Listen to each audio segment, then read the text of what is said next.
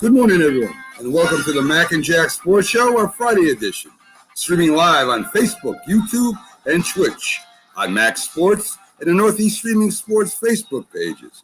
Please like, follow, and share our Facebook pages. Subscribe to the Northeast Streaming Sports YouTube channel to check out all the Northeast Streaming Sports great shows. We also have our website at nessp.info for info on all our shows, bios, guests, the guest bios, stores, and links to those stores. I'm Mac with your co-host, Jack Hirsch, legendary boxing writer and former president of the Boxing Writers Association of America. Together, we're bringing you national sports with special focus on Northeast professional sports from New York, Boston, and Philly. Good morning, Jack. Good morning, Mac. Today's a historic day. I'm going to try to be quick to get this out of the way.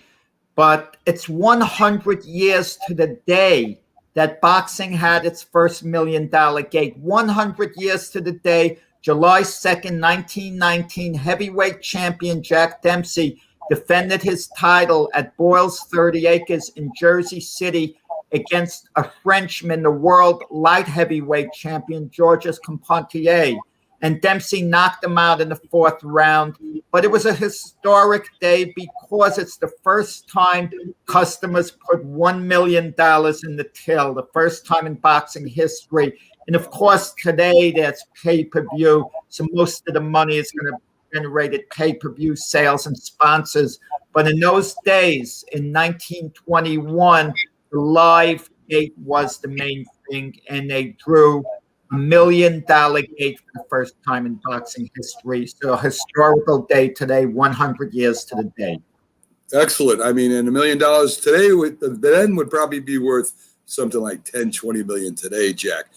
Today, Jack, on our show, we got former NFL wide receiver Byron Williams in to do a little NFL talk with us. We got Keith Engle from TGI Sports Talk. He's the host over there. He comes in every week also. And today we have a special guest coming in around 9:30, Robert Mlandich, if I'm pronouncing that right, Jack? Mlandich. It's a hard name. Even you, Mac, you get a pass on this one because if you read the spelling, some names are hard to pronounce. Bob Mlandich, great guy. Bob Mlandich. Fighter. Okay, great. So he was a fighter. He was a policeman. He's an author, a screenwriter. This man has a lot going on. We can't wait to get him on and kind of roast him a little bit and see what's going on in his life down, how he got where he got, Jack. You know how I love doing that. So in sports last night, Jack, and every Friday until the season is over, we go ahead and we do a little bit of NBA recap. Not as many teams, but a lot of news. So let's get to that next.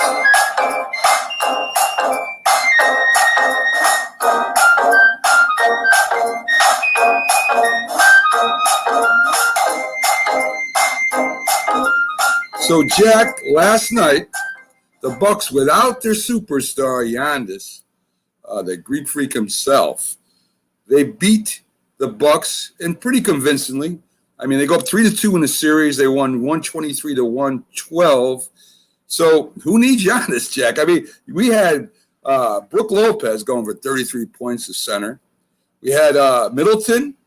We had, let me get them all here. Middleton, Holiday, Portis, all over 20 points each. The Bucks dominated the boards. They shut down Kaplan. They had only 6 points.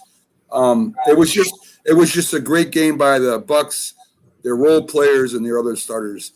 Mac, I have to send my daughter's boyfriend a text message later because he told me before Game 5, Lopez has got to get more involved. He can cause a lot of damage to the Hawks. Okay, he's a really good scorer. 33 points, rebound, block shots. Bobby Portis coming, normally a role player, comes up with a big game. Middleton was okay, during the game. The other guys, the Bucks made an effort to start off very fast because they were at home. They were without Giannis. They were fired up. They took it right to the Hawks, and the game was decided very early on. by the Bucks jumping off to a 20-point lead, and from there on, without Trae Young, the Hawks couldn't make a serious run. And Mac, I'm sure you took note that Giannis was on the bench encouraging his teammates, unlike another NBA superstar you were critical of. Yes, and Jack, again, to me, Giannis has been playing the ball very well for the last few years. He knows the players he's playing against. He can give them a little advice, maybe a little bit of matchups, maybe how to score, maybe how to defend. And it's very important to me that your superstar is there helping the coach, helping the players, and encouraging them on. And that's how – and the Bucks responded. And by the way, good morning to Carlos for coming in. We love having you in, Carlos. To me, Jack, the Bucks sent a statement out that even without Giannis, we can play some basketball. The Hawks kind of fell short in that message.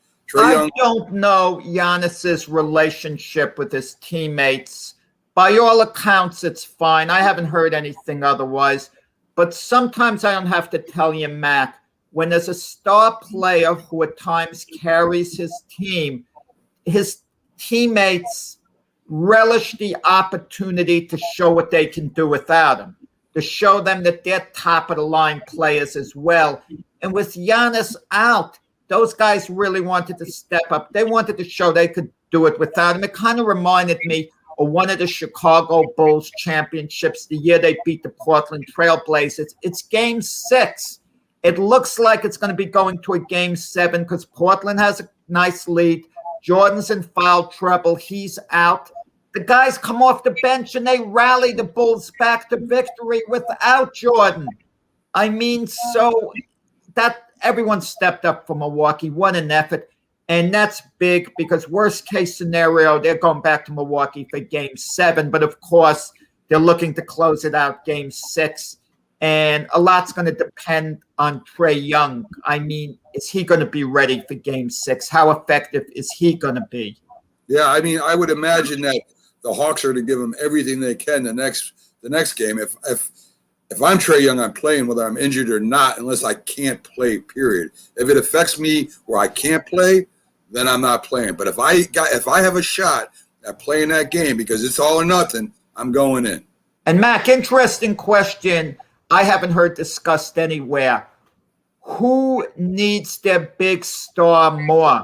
Okay, for this particular series, do the Bucks need Giannis more, or do the Hawks need Trae Young more? Who can survive with who better? And based on last night, the Bucks can survive a little better without Giannis than the Hawks can without Young. Even if it's just for one game, Jack, that's all it takes. If they can play well for one game, that may be the difference between winning and losing the series. So, I like the way Milwaukee played. I don't like the way the Hawks played. They weren't physical. They weren't in getting the boards, rebounds. I think the highest had 8 rebounds. You got to work under the boards. I don't care how great a shooting team you are, and get those rebounds, whether it's offensive or defensive. Without that kind of work, Jack, it's hard to win. Just a quick shout out, a quick compliment to the Atlanta Hawk fans for the other night. When Giannis went down and he was hurt, yes, they were quiet, respectful, no cheering, which is absolutely classless, which fans tend to do in a lot of arenas across the United States. But they were very respectful, seeing an opposing player got injured, and they were quiet during the time. Nothing negative at all. So kudos to the Atlanta Hawks fans. I agree with that. So in other basketball news, Jack, and I want to talk about this a little bit because finally former NBA stars do say stuff like this, but probably the most popular, I would say, former NBA star, because he's all over the place. Shaq calls out LeBron for complaining about the schedule and injuries. And what he said, Jack, when there's 40 million people laid off and I'm making $200 million on my contract, there would be no complaining from me. Now, finally, somebody speaks normal language here. I mean, listen. Yeah, the NBA was fast. Yeah, the Lakers were injured. Yeah. Dude, be happy that you're playing a game that you can make $200 million in when other people are home sitting, whether collecting unemployment or not, Jack. This hasn't been a good year for LeBron all around, public relations wise, but I don't want to get into it. I understand where Shaq's coming from, and it's interesting. Shaq was a former teammate of LeBron's, and by all accounts, even though they weren't very close, they got along. I mean, I never heard anything negative. It was at the end of Shaq's career, and people tend to forget that they were teammates for a little while. Listen, Mac, let's say we go out and we buy a meal, and we don't really like the food that much, and we say, it's so-so. Someone could say, oh, think of all the starving people across the world, and you're complaining. You should just be grateful that you can afford and you can eat this meal.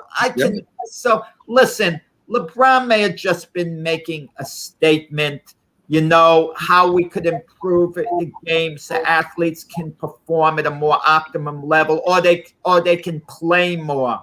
Okay? Sometimes it's kind of bent dramatically, but LeBron has been a little bit of a whiner at times, and you don't think he is superstars talking that way. We think about superstars just being quiet, humble, and when they do talk, it's a powerful message that they're delivering. Not a lot of little messages, not a lot of little complaints, because it carries over to the court. LeBron is constantly complaining with the officials, and someone of his status, a superstar like that, you don't want to see that. Like a Michael Jordan might just glare at the official or something like that, but he's not constantly bantering back and forth with the officials. Larry Bird wasn't constantly back and forth.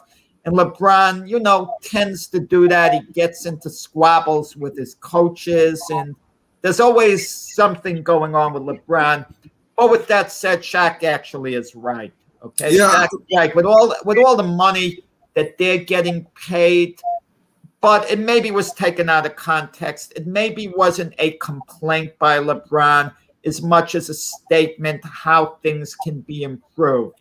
Yeah, I mean, listen, I wouldn't say anything against anybody saying something like that, that maybe the season is too quick, which I agree. It is a very quick time off, and you got to be ready to go. But listen, that's why you get paid that money. You get paid that money to perform and be the best you can be on the court. LeBron's one of the greatest of all time. Can't take it away from him. He's a superstar. There's no doubt about it.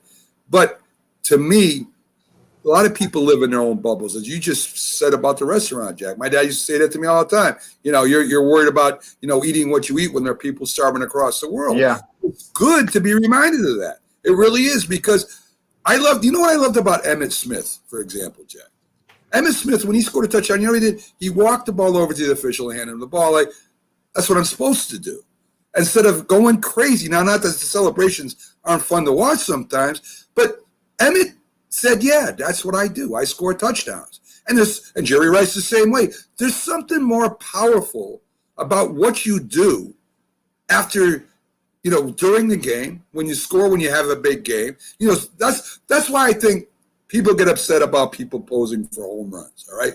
And I know I'm veering off a little bit because it's just something I like to talk about. When you hit a home run, you're supposed to hit a home run.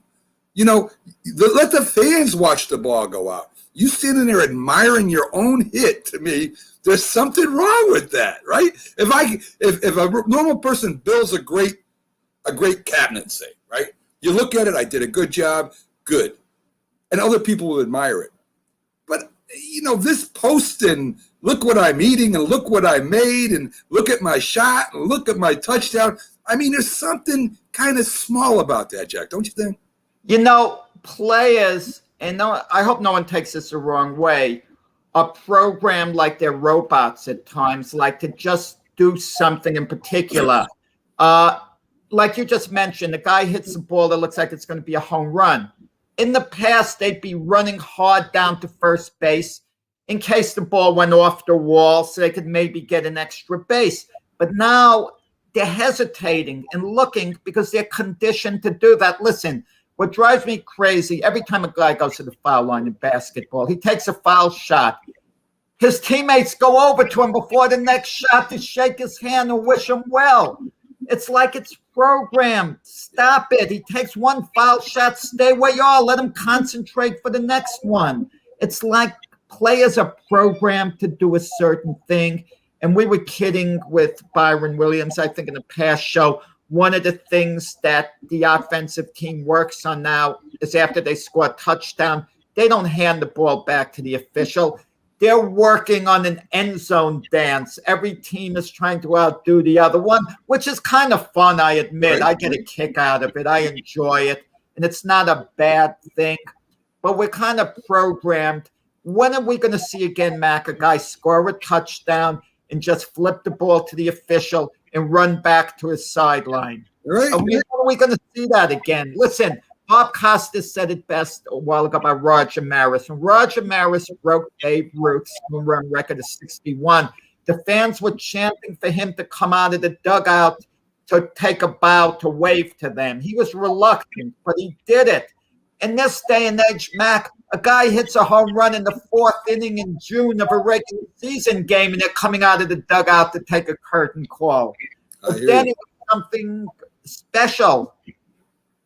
You know, here's Carlos feeling sorry for people making millions of dollars again. I think he's an agent, Jack. I think Carlos is secretly an agent for professional ball players because he keeps telling us how hard they work to get in condition and harder than other people's jobs. Oh, man, Carlos. No. Listen, players work out. I mean, they work out very hard year-round. They're not athletes. Listen, I'm going to tell you, Carlos, believe it or not, I work out hard. I go to the gym. I run. I don't get paid for it. Okay?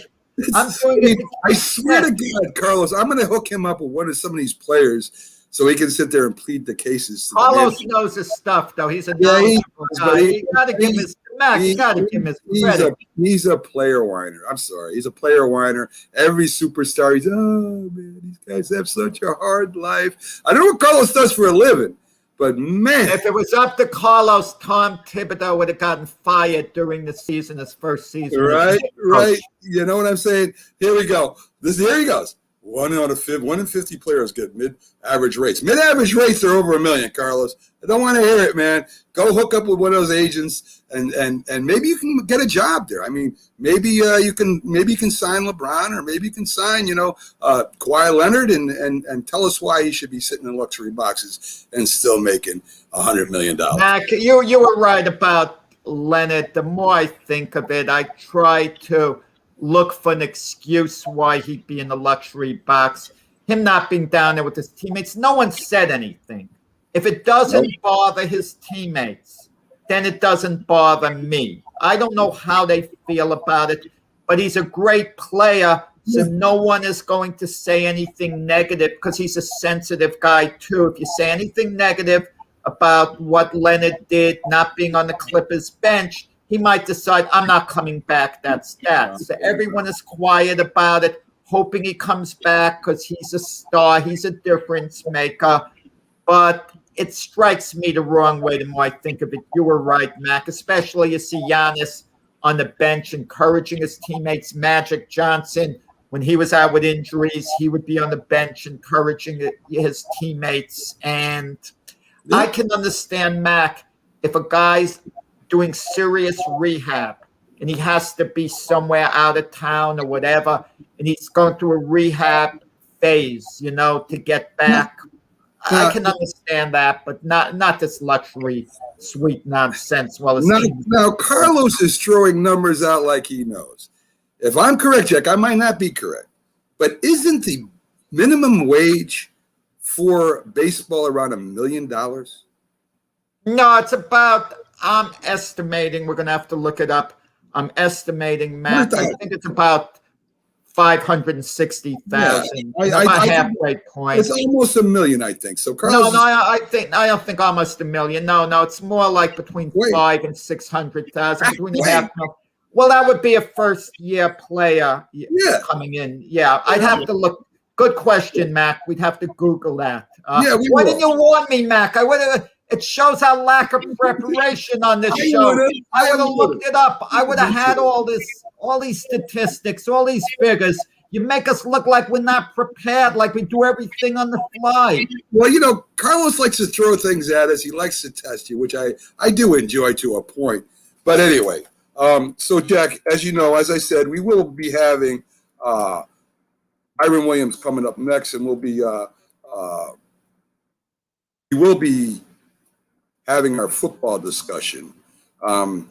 Minimum player, MLB player salary. So 560. yeah, let's check that out real quick. I'm pretty knowledgeable in these things. I'm close. I'm very close, I think. So yeah, Carlos is close. Let's bump the minimum G League salary. Now that's not G League, Major League salary. Oh, here we go. It's $570,000. Jack just said it was 560. That Jack was only $10,000 off. Yeah, you were. Matt, So don't say I'm floating. I know my stuff. Yeah, so I know more than you and Carlos on things don't say like we're that. not prepared. 570,000, 1 million. I said 560. Yeah, okay. What's 450,000 between friends is what I like. I think it was 560, and they just hiked them 10 yes, grand. They did. I wasn't looking. A 7% pay raise. Jack, you're all over it. So there you go. Carlos with his numbers is wrong, which I knew. And, anyway, Carlos is, like I said, he's an agent. So let's come away from Carlos. And I know you wanted to bring something up about the runner.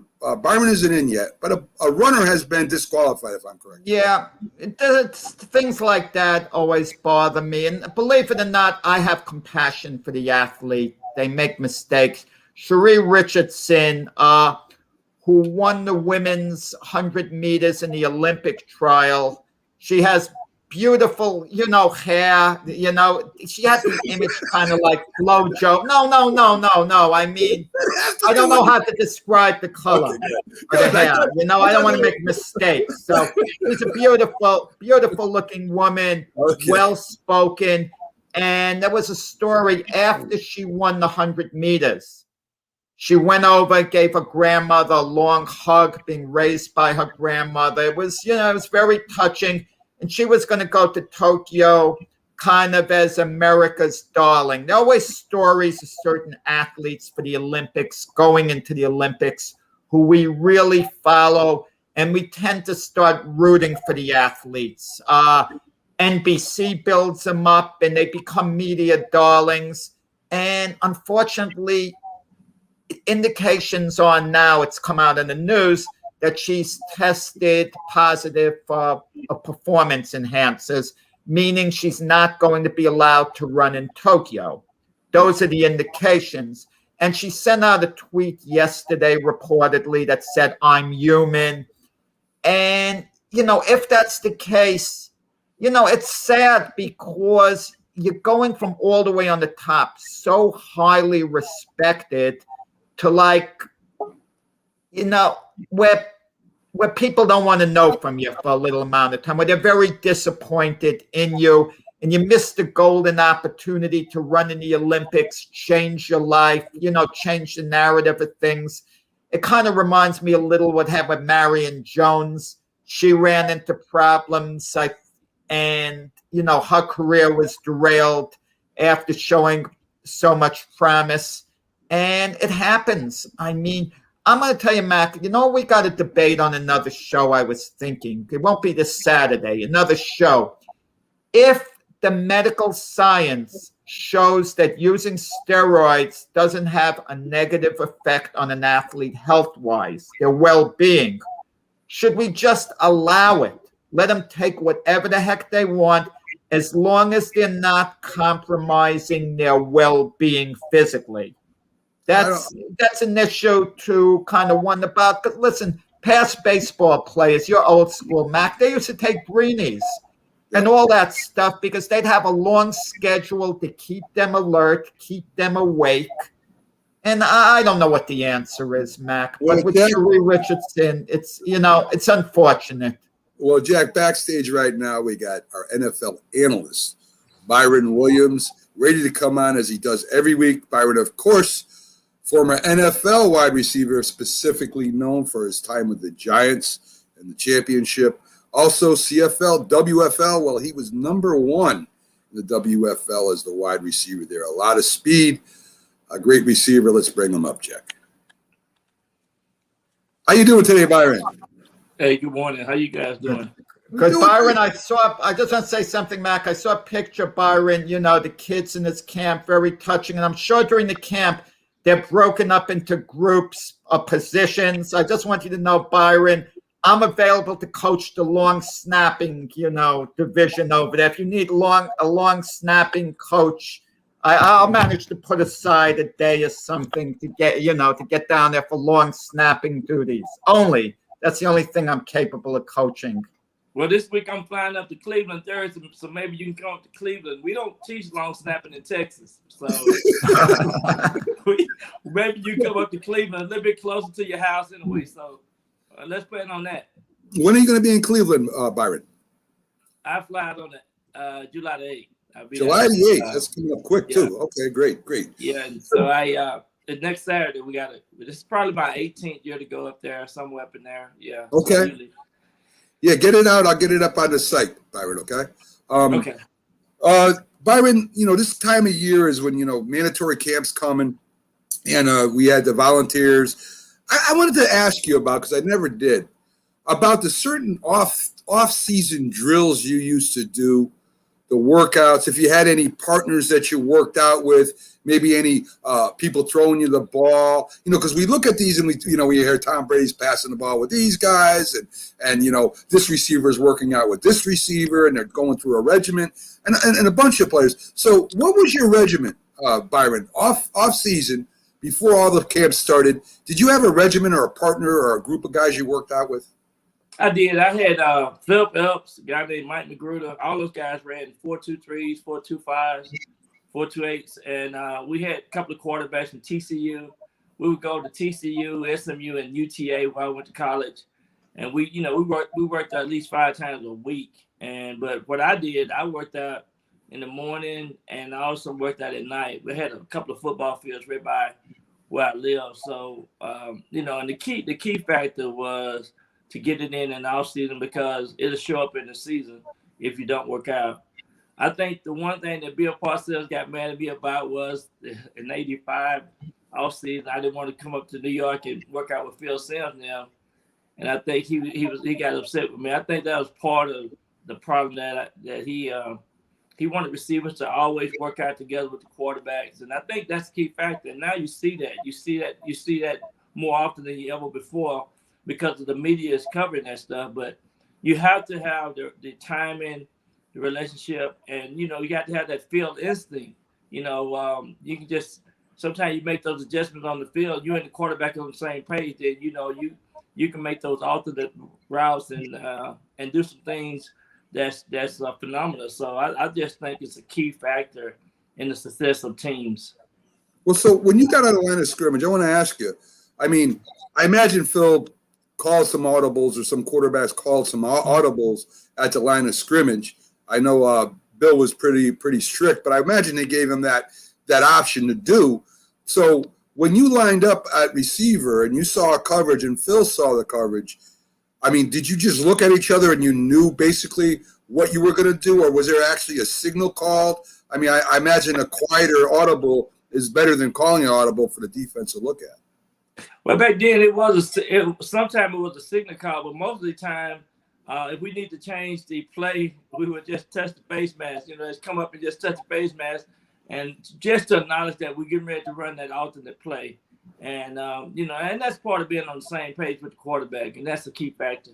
But yeah, we had that built into a lot of the plays. So in other words, when you went up to the line of scrimmage and say it started out as zone and all of a sudden became man, and Phil wanted you to go deep, right? He wanted you to beat the coverage man on man, whether it was a post or a fly or a go or whatever. Right. So you guys pretty much knew that, right? When you saw the defense change, you pretty much knew that's what you were going to go to, right? Absolutely. It's and then if he wanted me to stay, and sometimes they fake it gonna be zone and keep it man, then sometimes we'll just keep the play on. So we had a signal for that. So that could be the ear deal. But usually the face message means that we're gonna change the play, and then the ear deal means stay with the play. So we you give a reaction back to the quarterback and say, okay, I'm on the same page with you, and that's how you can make things happen, and that's why Did you Phil? got to have, huh? I'm sorry. You know what fascinates me sometimes with quarterbacks there? Did Phil Simms have complete control of the huddle? Because I know with some quarterbacks, receivers have a little bit of a louder voice than with others. And with some quarterbacks, no one would dare talk, especially an experienced, successful NFL quarterback. Did Phil Simms have complete control of the huddle 100% when no one would say a word? Or what was the story there? Yeah, no doubt. He had 100% control, and then he controlled the linemen and the running backs, and he had control. We let him call his plays, and we knew how we knew what our regiment was. We had to stay. Phil had complete control, and he changed the offense, and he made things happen on the football field. And you got to have that command leadership. And that way the players, you get more out the players that way. But when you have too many Chiefs, people trying to run things, that's when it get chaotic. But we did have Barco was the offensive line control. He called the things on the command on the offensive line, the assignments and things like that. But it was complete control by the quarterback, no doubt. Some people don't know this, some people do. You have your passing tree or route tree, however you want to call it, as a wide receiver. It goes all the way from a go to a comeback. What was your favorite route? I mean, did you? I know you liked speed. I know you like going deep. I mean, did you just hate going across the field on a crossing pattern and rather go, skinny posts or fly? What was your favorite pattern to run? You thought you had the best opportunity to beat the defensive backs, Byron? My favorite route was the 7 route, which was the post corner. You run the post, and then you run the deep corner, and then on that particular route, they can bring you down and they can keep you up, or take you up higher. But I ran a lot of 6 routes, which was the end cut, which is a 16-yard end cut. They call it dig. Sometimes we call it dig. Meaning the underneath route is a shorter dig crossing route and end cut. So I ran a lot of those because of the way they played the safeties, and it's a combination route. So we did a lot of combination routes, but we mostly did run the passing tree. We went from 0 to 9, meaning that each route identified the depth and the level of the route that you're running. But I ran a lot of 9s because I was one of the fastest on the team, so I had to run the coverage off sometime for the tight end. So we ran a lot of combination routes and assignment routes, and that way to get the teammates open as well. Sure. So there's some news and this is not the best news, but of course one of the biggest rivals of the Giants, especially in the 80s, were the Redskins, and that's what they were called back then. Now, I don't know if you experienced this on the Giants or any team you were on, but the Washington team just got fined $10 million for workplace harassment. Of course, there was a lot of stories about the cheerleaders and escorts and players not playing because they were having they were with a cheerleader when the coach wanted. I mean, it was crazy, the reports that came out of there. And I know there are certain things that go on in an organization. I mean, I know there's certain things that people do and you hear about it. LT said once that he used to send escorts over to the other team to wear out the other superstars. I mean, he said he used to do that as part of a plan during the game. So, I mean, when you're a player, I imagine you hear a lot of stuff, Byron, and without naming names or teams, were you aware of stuff like this going on outside the locker room? Yeah, no doubt. You hear the rumors and the chatter, and you kind of know what's kind of going on with different teams, as well as some of the things that happen.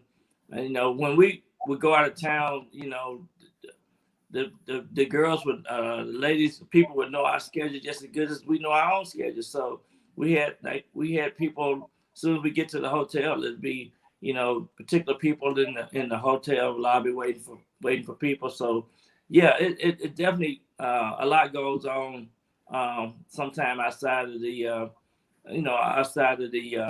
team concept of what you're trying to stay focused on. But you do have those distractions and you have those things happening off the football field. Well, actually, with the Washington football team, Roger Goodell did the owner Dan Snyder a favor, kind of looked out for him so Dan Snyder wouldn't have to sell the team. Dan Snyder got ahead of it, maybe because he was warned about it a while ago. So he made some hirings of diversity very smartly, even hired a woman, which was great stuff in a big position. And according to Roger Goodell, for the next few months, Dan Snyder's wife has to run the team, meaning Dan Snyder's going to, speak with his wife, tell her what to do. And $10 million, it's a lot of money, but not a lot of money franchise-wise. Let's be honest about it. It sounds like a lot, and it's kind of to get the heat off Dan Snyder, allow him to regroup, and warn them, don't make these same mistakes again with your organization. And Dan Snyder's at least taking the right steps, he's allowed to survive, Dan Snyder, because Roger Goodell's kind of looked out for him and put some building blocks in place that look good, at least, I don't know how much Dan Snyder knew what was going on in the workplace. Everyone says the buck stops here, the owner should know, but sometimes you really don't know what goes on. If you do know, the full impact doesn't hit you, because we don't know how many people came to Dan Snyder, complained, or what the attitude was. And keep in mind, years ago, we were less sensitive about issues like this as far as dealing with them immediately. Now, as a society, we're a lot more sensitive to deal with issues immediately that come up.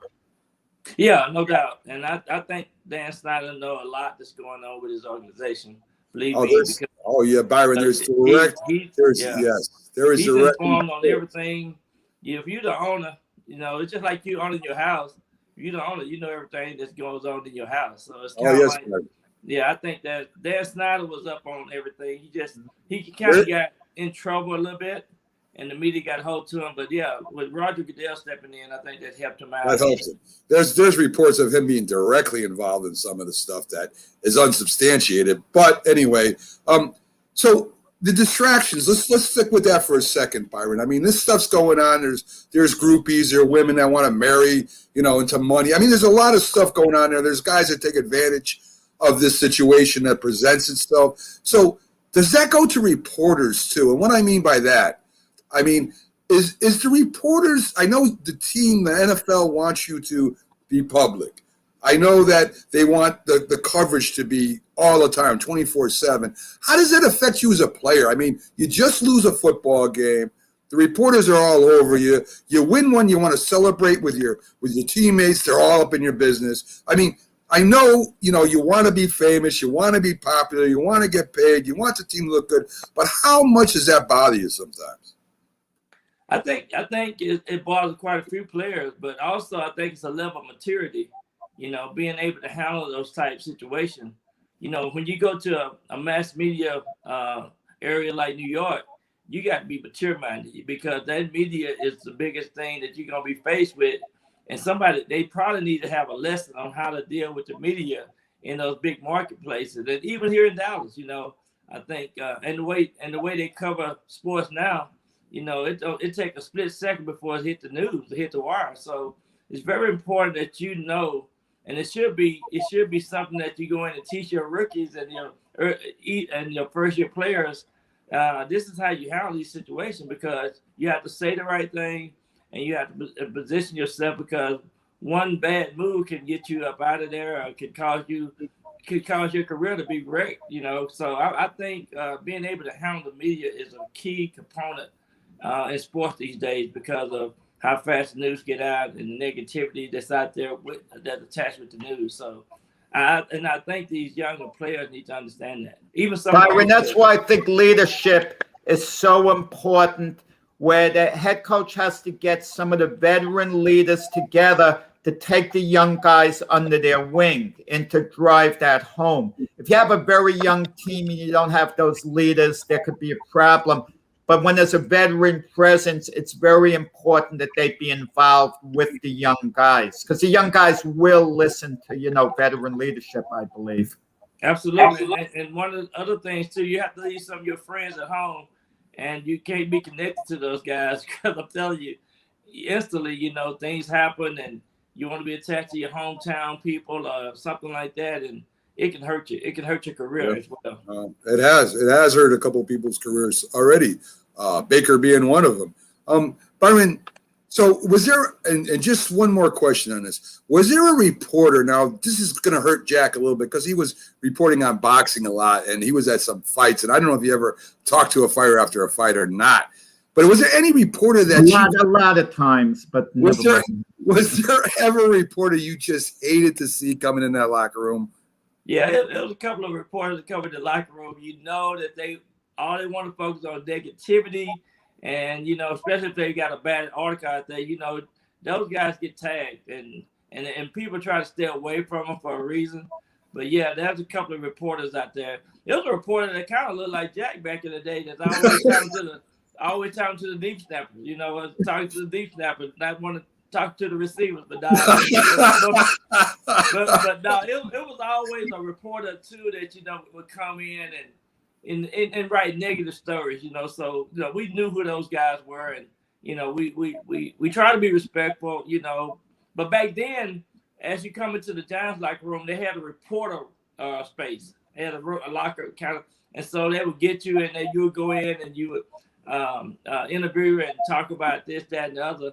But and then I guess according to my last year with the Giants, they started letting them come into the locker room, and then they be looking around and trying to see what you have in your locker room and things like that. So they kind of be nosy. Sometimes they get off the subject, writing stories, but yeah, you have to be really smart about how you address the reporters.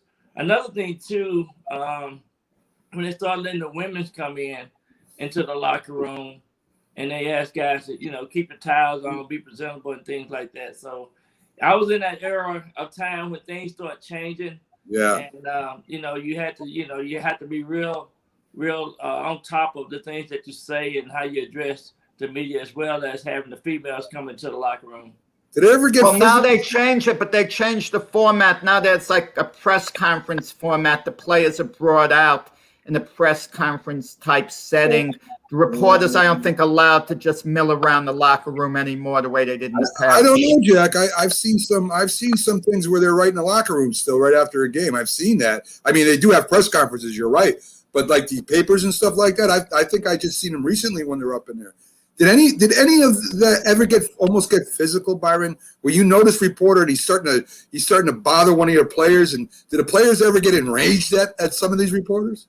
Yeah, a couple of times I've seen that, and man, those reporters, they better start writing when that happened though, because guys get pissed off, and then especially when you lose the game, you're not in a good mood, and so it's all about who they're addressing and who they're talking and what their conversation's about.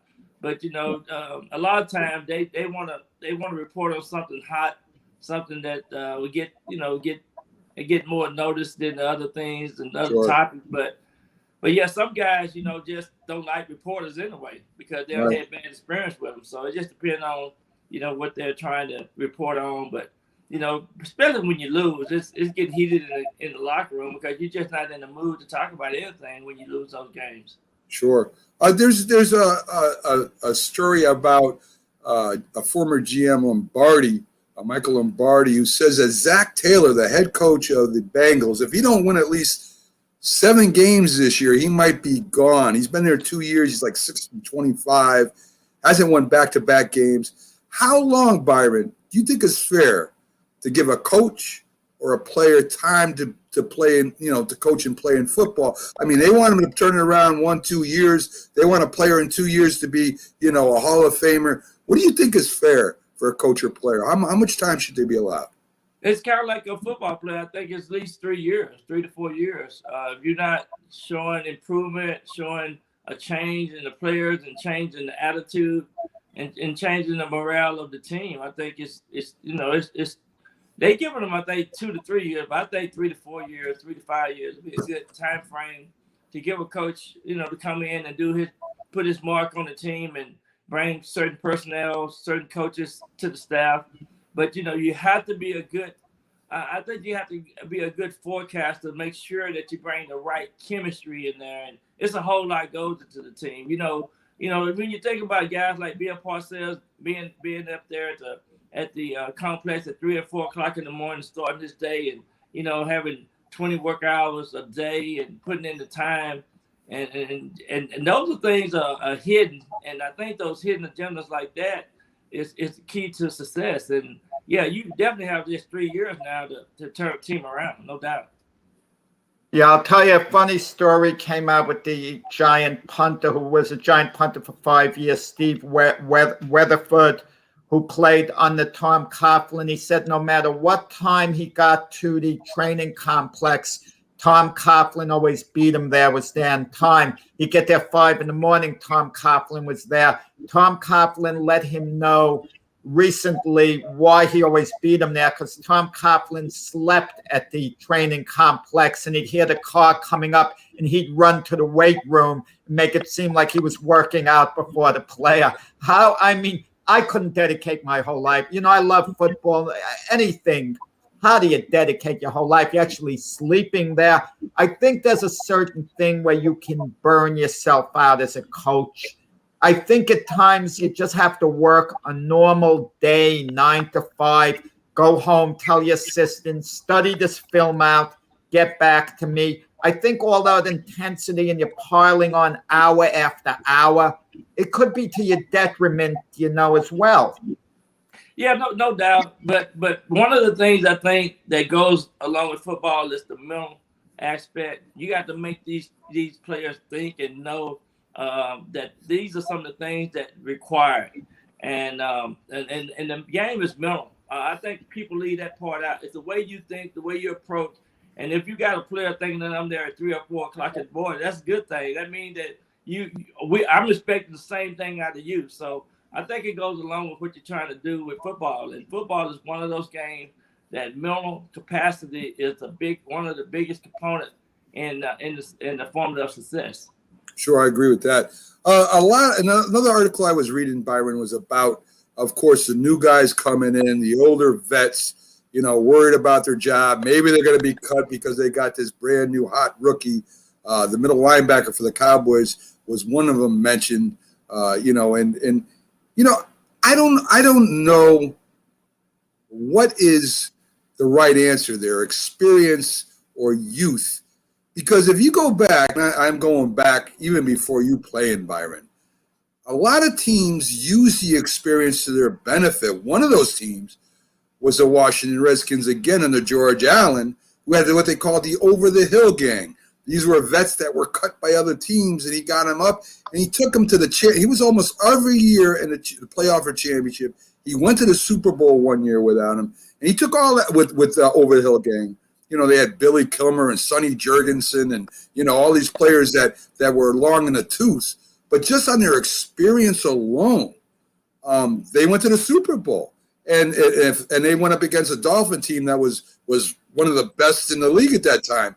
What is the answer? The Dolphins were 16-0. That Super Bowl game capped off the perfect season. Yeah, for the Dolphins. A pretty good team. So to think about it, Byron, if you're a coach, don't you got to weigh the experience on the team as well as your youth? Because if you get rid of all them experienced players and you just have a lot of young guys you got to teach, that's when it takes so long to get a winning team. As you see by teams right now that are first round drafting near the top all the time, seem to be drafting the first round every year. Yeah, and you see that they constantly losing too. So you have to have a mixture of veteran players. You have to have players that going to be committed, and also you're going to have create a leadership group that they communicate and blend in the younger talent with what you have established. But I think the most successful teams. Look at the Tampa Bay Buccaneers. What they did last year. They had some good young talent, but they also brought in Tom Brady in there, and their whole mentality changed all the way around. So I think you have to look at the formula for success, but you got to have a mixture of that young. But usually the first, second, and third rounders of the draft is the players that you kind of build your team with, and you also know that your draft scouting team have put a lot of evaluation in these particular players, and so that's how you constantly build. But you got to have those veterans in there. But Hey guys, today's D-Day with Aaron Rodgers. I mean, Mac's very efficient. Mac normally touches upon everything, but Mac has this thing about Aaron Rodgers, so I feel Mac deliberately might not want to touch upon this, so I want to get it in there. He can opt out today. He has till 4 o'clock. If he opts out, he gets X amount of money, but can't play during the season, okay? So we're going to know a bit more today before the day is over. Does he opt out? Does he not? He's a very competitive guy, Aaron Rodgers. I can't imagine him deciding he's going to sit out the season, because if he does opt out, Green Bay's bargaining position to trade him, it becomes weaker because he can't play next year. So and I'm not even sure what everything means with opting out. I'm just basing on my knowledge on it. But what's he going to do, Aaron Rodgers? It's got to get resolved pretty soon. The season is a little more than 2 months away. He might go to Denver, and he might kind of do what Tom Brady did, just change the dynamic of what he want to do and go to Denver and play with the Denver Broncos this year. Green Bay ain't gonna let him go, Byron. You ain't gonna let him go. He's under contract. He's gonna stay there, and then he's gonna retire or he's gonna sit on the bench, and they're gonna not pay him. That's all. It's his decision. You know something? I hope he retires. I hope he says goodbye for a couple of years. He says I have a thing with Aaron Rodgers. He has a big poster of Aaron Rodgers in his room, Byron, because he loves Aaron Rodgers. Well, Stephen A. Smith loves Aaron Rodgers. He keeps saying he's a bad man on it. Stephen A. Smith and Troy Aikman, get out, get some new heroes like Byron Williams and Matt. That's what you need to listen to us more. I don't know. You need to listen to us more. That's what you need to do. Yes. Tell them, Byron. Tell them how it is. Byron, again, thank you for coming in. We love having you every week. We love to pick your mind about what actually happens during the football season, because not a lot of people can tell us that. Love your analysis. And, of course, Jack thinks he's your best friend, Byron. Just to let you know, air, he says, Byron, I'm Byron's best friend. He tells me that. Well, I'm going to tell you, if I were quarterback and a wide receiver would take me out to dinner, I get perks, I'd throw him the ball more if I were the quarterback.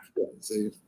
Well, one of the things I'm going to do for you, though, Jack, I'm going to get you the passing tree, and I'm going to share with you the routes of what the 0 through 9 route. It all starts in the line. Even Mac agrees with me. Long snapping is the way to go in the NFL. That's the skill a kid should be taught at an early age. Even Mac is on the same page with me. At an early age, teach these kids to long snap. No kid knows how to long snap. Jack, you cannot build a championship around long snappers. Mac, defend me. All Mac has to say is long snappers last a long time in the NFL. That's all I know about that. They'll have a job every year if they're good at it. Byron, hey, I want to say this. A long snapper hadn't made the Hall of Fame yet. Right, exactly. I agree with that. But he sure has had a job for about 20 years, Byron. I'd rather get the money and let someone else get have the plaque in the Hall of Fame. I'll take the money. And security and everything else that goes along with it. Byron, thank you for coming in. We'll see you again next week. Remember, Byron, what is the date you'll be in Cleveland again? I'll be there next week from July the 8th to July the 10th. So 2 days in Cleveland. Byron will be there with his camp. Guys, go check him out, please. He does a great job for a lot of underprivileged kids and giving them mentors and teaching them the great game of football and all the life lessons that go along with it. So, Byron, thank you again. We'll see you next week, my friend. All right. You guys have a great week. See you. Thank you. So there you go.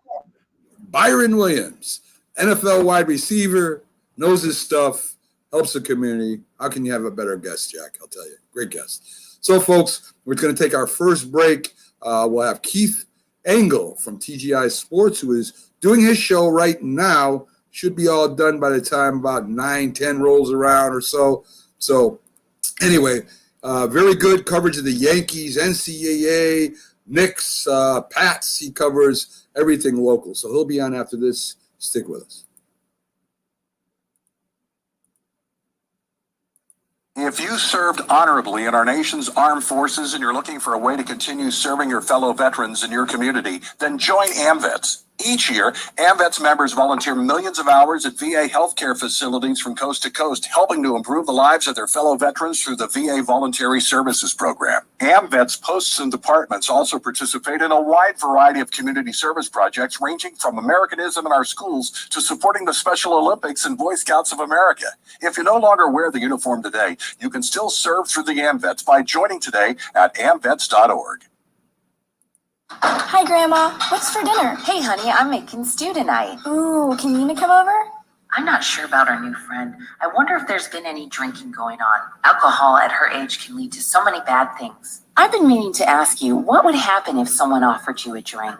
Grandma? This is hard. She's so young, but I know I need to talk to her about it now before someone tries to give her alcohol. If anyone ever does offer you a drink, I want you to say no.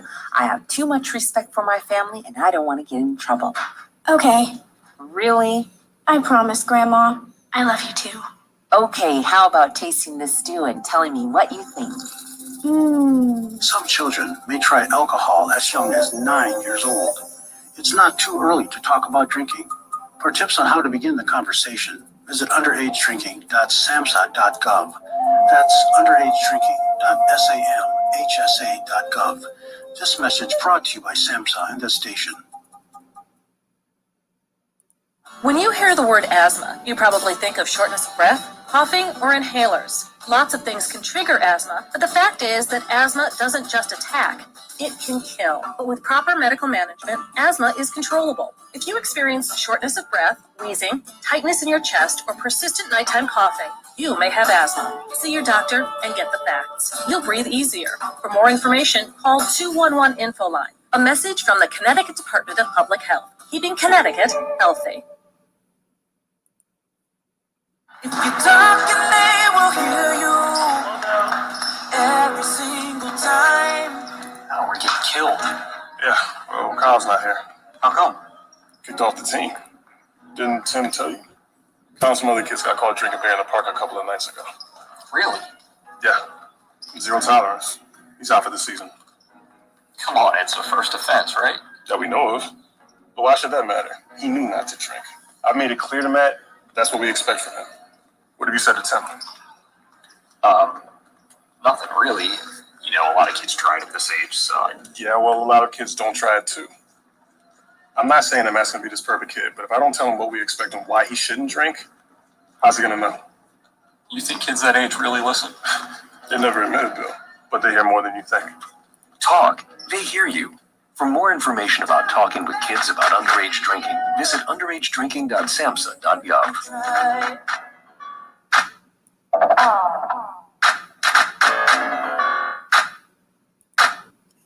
Good morning. You're listening to the Mac and Jack Sports Show on Northeast Streaming Sports.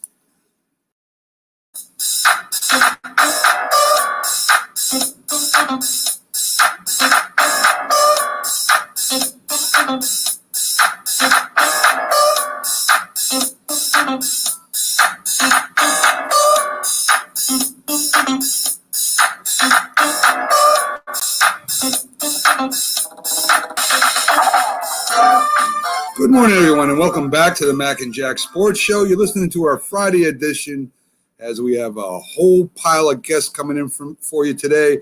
I'm Mac with your co-host, Jack Hirsch, covering a lot of sports today, really, Jack, and a lot of different guests today. We just had on Byron Williams. We're going to have on Keith Engle here coming up soon, and then we're going to have in Robert Mlandich. I say it right?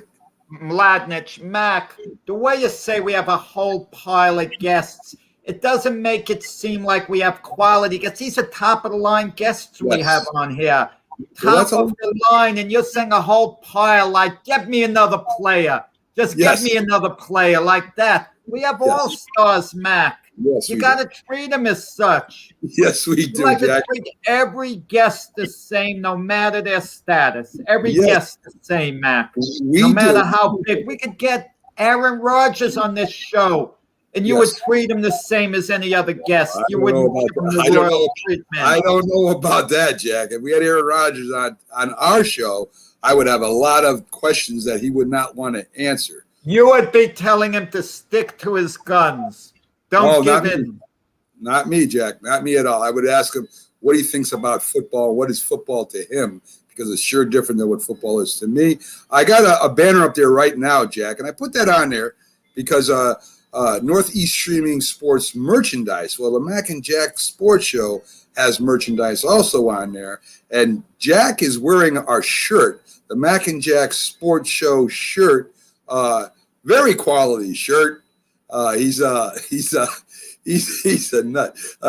As you can see here, there's a shirt. We have a mug. We got a tote bag. Go over to nessp.info and check it out. Quality stuff for great prices, and I am shamelessly plugging our show on there right now. So anyway, Jack, as I was saying, Aaron Rodgers and me have two different ideas of what football is.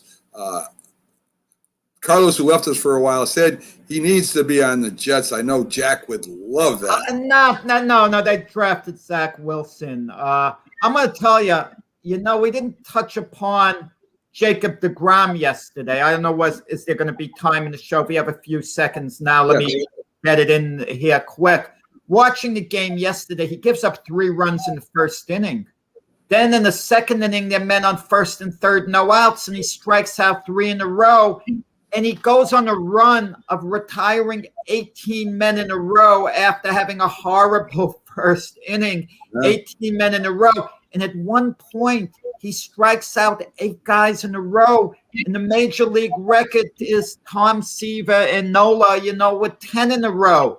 And you're wondering, he's going from a disastrous outing in which you think DeGrom isn't going to make it out into the first inning to where he might break a major league record. Unbelievable. But the way he recovered from a terrible first inning to be totally dominant. Yeah. I mean, what you could say, Jack, he's in the discussion of one of the greatest pitchers in history. I mean, the way he's pitching now. And Mac, I'm going to tell you an interesting thing. No one talks about the Mets in New York that much because the Mets are in first place.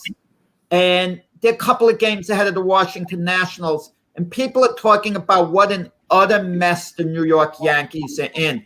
If the Yankees were in the NL East, they would be in second place, only a game and a half behind the Mets. Only a game and a half behind the Mets. That's not a good comparison. That's not a good comparison. That's not a good comparison. They're playing different teams, Jack. You're not playing. Listen, the Yankees are not playing National League teams. Then the Yankees would be in first place. And there's no DH. And there's no DH. And there's no AL East. No DH in the NL, Jack. Who's going to hit Kluber? Come on, Jack. Let's keep it real. They're playing American League teams. They're not playing National League teams. I don't know which league is better with better players. I think the Dodgers and the Padres by far would be in first place in any American League division. I think the Giants would be in first place in any. It's impossible to tell. You're right, Mac. Exactly. But but the point I'm trying to make, you're right. We don't know what place the Yankees would be and what their record would be. If they had to play more National League teams, it's totally unpredictable. But the point I'm trying to make is because of the Mets' circumstance, being in first place most of the year, having control of the division, we're not talking about all the troubles that they're having. But the Yankees' troubles are magnified because the Yankees are in real trouble right now.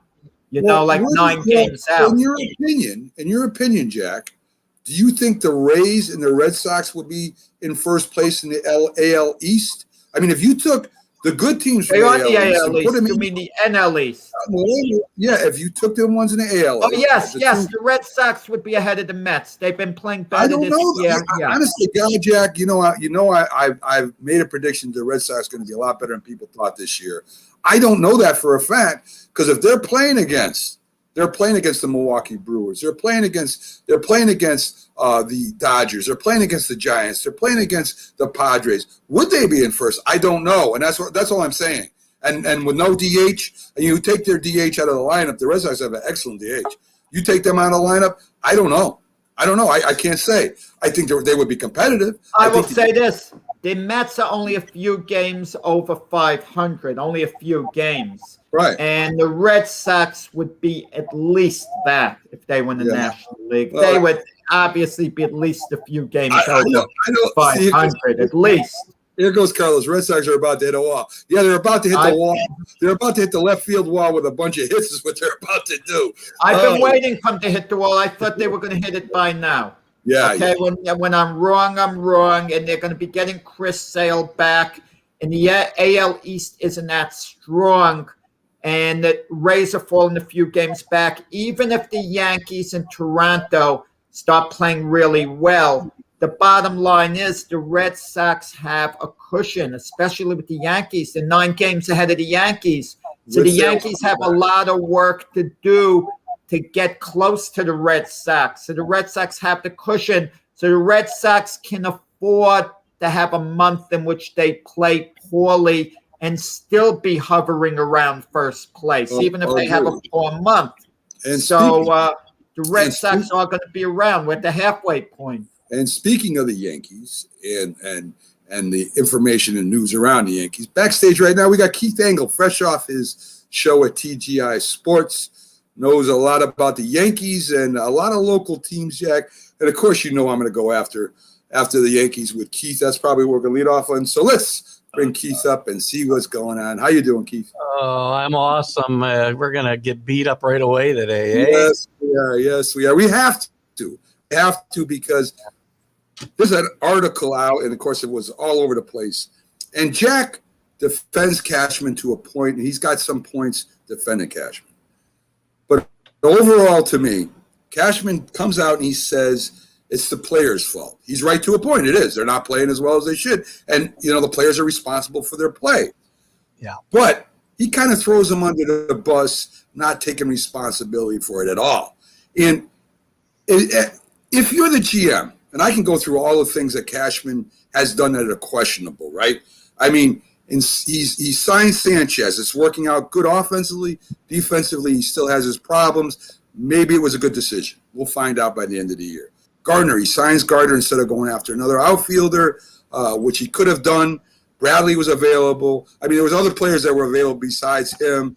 He ends up, Jack, don't cut me off. He ends up going ahead and we stick with our guns, and our outfield is just not that good. He takes Gleyber Torres, who played very well at second base, moves him to shortstop, had a shot to get Didi Gregorius, didn't take it. I imagine Didi would have been chomping at the bit to come back to New York. He gets a second baseman that's average, who's had a couple good moments, but he wasn't what Gleyber Torres was last year. He gets starting pitchers that are with an injury history, taking a chance on them. Risky move when we had some very, very good pitchers available that we could have went after and maybe got. He didn't decide to do that. His job is to get the players we need to win. That's his job. Aaron Boone's job is to take that team and get a chemistry, to get them playing together, playing hard, responsible for their conditioning, believe it or not, off season. He's responsible for putting a team together that can win. I don't want to hear Cashman's doing it for him. I just don't want to hear that stuff. I want to hear that they're doing their job and the players do their job. So, to me, Cashman came out and threw the whole team under the bus, and they constructed a Keith to have right-handed power hitters, not lefties. This is supposed to be, that's a lefties park. It's the stadium roof built because he's a left-handed power hitter. But he doesn't go out and get any lefties, which Gregorius was a left-handed hitter. I mean, he hits from the left side. So to me, the team, as we've spoken about before, is not constructed the way it should be. Boone is not doing his job as a manager. There's no question about it. And the players aren't playing well together. So to me, Cashman's right to a point. The players aren't playing the way they should play. But he's the one that constructed the team. Am I wrong? I don't disagree with that at all. I mean, the players have to take responsibility for themselves. Cashman also needs to do the same. You can blame players' performance, fine, but you cannot absolve yourself from all of this. Again, this isn't a one-year project for him. He keeps making the same mistakes year after year, bringing in pitchers who should be, gravy. Not we're counting on guys like Corey Kluber, right? Corey Kluber was a great pitcher, was pitching great, but he was going to get hurt more likely than not. He's got to know that. He's got to know that, the Stanton contract is going to be an albatross for him for years to come. He's got to know that Gleyber Torres is better at second base than shortstop. He's not, again, we blame the players, but the organization has not put a lot of these players in the best position to succeed, which is that's what their job is. Fill the positions correctly and give these guys the best chance to succeed. And neither he or Aaron Boone, in my mind, and I know we disagree on this point a little bit. I'm not giving Aaron Boone a pass because Brian Cashman calls the shots, and I think Aaron Boone is his puppet. But that's part of the problem. To me, I bring a guy with autonomy into the manager's dugout, like Buck Showalter, who's not going to be beholden. Now, I don't want to make him player moves and all that nonsense. I just talked about it with Kevin Kernan for a long time. The Yankees this morning, a long-time New York Post writer and writing for Ball9.com now. We had a long discussion on this. Go ahead. Sorry about that. Go ahead. For Ball9.com. Yes. Anyway, Kevin's a great writer, and he knows baseball. And we're on the same page, the three of us, really. And I haven't heard Jack yet. It's hard. I've never heard Jack quiet for so long. You did a good job there, Max, by the way. And he held his own. I'm proud of him. The problem is not on the field or in the dugout or in the front office. It's all of it. And it starts from the top. And that's Brian Cashman. Been to one World Series since 2003. One. I agree. Yeah. Guys, listen, you have to break it down piece by piece. It's easy to take these shots at Cashman right now. Mac mentioned something. Oh, the Yankees could have made certain moves, like in the offseason, signed Jackie Bradley Jr. Jackie Bradley Jr. is hitting 167 for the Milwaukee Brewers now. He's been awful offensively. If he brought that to the New York Yankees this year, people would be saying, what a lousy signing. The Brewers signed 2 years, $12 million per year. Yeah.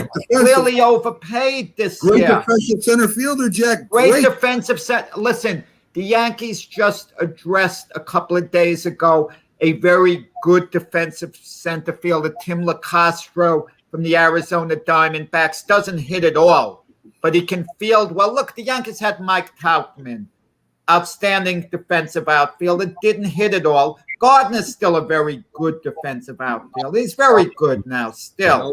Okay? I want to say great, but you got to look at all the moves. The one move I agree with you guys with 100%, which has been awful, that had to be addressed, sticking with Gleyber Torres at shortstop after he had such a terrible year last year. Unless he was going to go to winter ball and show some indication he was going to improve, it's a problem. The Stanton contract, at the time they signed Stanton was arguably the biggest name in baseball. He was a superstar coming off a 59 homer season. Should the Yankees have had a long-range vision? Yeah, you guys are probably right. Long-term contract, either you play him in left field or you don't get him. I mean, really, he's tying up the DH spot. Luke Voigt's made things very difficult. You just give away Luke Voigt so you could move Gleyber Torres to second, and then they could, re-sign Didi Gregorius for shortstop. They're going to be stud shortstops on the market next year. There's going to be Cody Bellinger, who's going to be a free agent. There's going to be Carlos Carrasco. Next year? What about the last 20 years? I'm not talking about just this year. Not Carlos Carrasco. Oh, that's a mid pitcher. Houston Astro. Oh, boy. Korea, right. Yeah. Carlos Correa. Carrasco Correa. It sounded close. But Carlos Correa, will they want to sign him with the scandal with the sign stealing? But I have a feeling the Yankees are going to make an impact free agent signing if they don't bounce back this year. And it's probably going to be one of those guys, Bellinger, or Correa in the shortstop position. Move Gleyber to second base. And I think Luke Voigt leaves, DJ LeMayo becomes the first baseman, or Urshela, I don't know when his contract is up, but if they can't meet his price, then they keep Voigt and DJ LeMayo as the third baseman. But they won't sit still. They will do something about this. They better. But you can't do it in season now. You can't make moves now. Guys aren't available. It doesn't matter. Jack, you made a comment when you first started. You said it's easy to pick on Brian Cashman now. This isn't just now. This is the last 20 years. Have they been competitive? Yes. They won one World Series. How many of the Red Sox won in the last foot? They won as many World Series as the Marlins in the last since 2000. Who's been to the playoffs more than the Yankees in the last 20 years? I'd venture to say no one. So the Oakland A's. How many World Series the Oakland A's won? Oakland A's haven't been to the playoffs as much as the Yankees. Yankees going to the playoffs has been a tradition year after year. The Yankees in the playoffs. I don't care how easy is it to get in the playoffs with wild cards today. It's ridiculous. How many times have they won the division since then, Jack? Let's not count wild cards. Now, and I'm not even counting COVID because that was a nonsense season. Keith, and Jack makes points. He does make points, but the Yankees still have not done what they've done to win the World Series, and that's sign quality, great pitcher. Right. They haven't done it. And their outfield is shabby right now. I don't care what Jack says about Gardner. Their outfield is shabby right now. And they have no left-handed hitting power. That should be something that Cashman is responsible for. That's probably the biggest thing I will fault him for. Again, we got all the other issues, right? Tories and whatever else. How you have a right-handed laden lineup in Yankee Stadium is just not paying attention to anything. It's crazy. And that's the problem. Jack's right. There's a lot of quality free agents out there, and these problems can be corrected. My problem is the guy who's making the decisions is not the guy. All right, guys, Keith, but let me throw this to you. Hal Steinbrenner spoke yesterday. He's sticking with his guys. He's not blaming them. But then he said something very revealing. He might be willing to now go over the luxury tax threshold. And keep this in mind, Brian Cashman might be just being a good soldier, doing what Hal Steinbrenner says. Hal Steinbrenner's telling him we can only spend X amount. And maybe Hal Steinbrenner appreciates that Brian Cashman is doing what he's telling him to economically. And now Hal Steinbrenner might be deciding, okay, if we have to spend more money next season, we're going to do whatever it takes. I think that's great. But again, they still had $210 million to spend. And let's look at where the money is eaten up in Stanton, in Hicks, right? And come on. I mean, that's a lot of money that is sitting there, to me, just wasted. Was Hicks signing a bad signing when they did it? And Keith, the biggest problem. Listen, I have no problem with picking up the Stanton contract if he's going to play. If he's going to be a DH and get rest from DH, and that's coming down from Cashman or from Boone, whoever it is, I want to be hurt playing in the field. I don't want to be hurt DHing. If he's going to get hurt, let him play and get hurt. I mean, these are decisions that, to me, directly reflect on Cashman and Boone.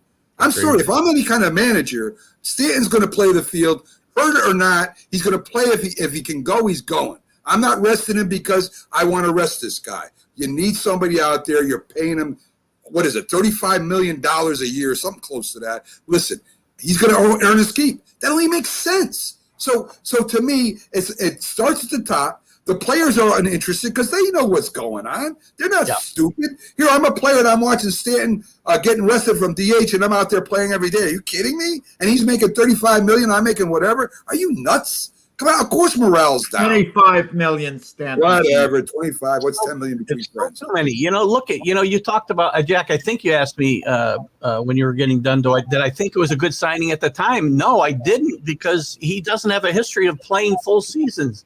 With the Marlins, I think he played more than 100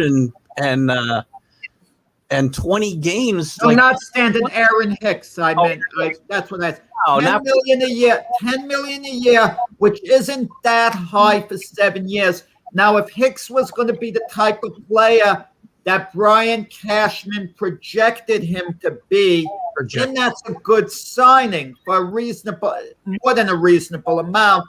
Because if he turned into a really good quality everyday player, he would be worth more than that long term. Jack, So it was a gamble the Yankees took. The gamble that appears to backfired. Jack, let's push on the next subject because we do have Robert Mlandich backstage.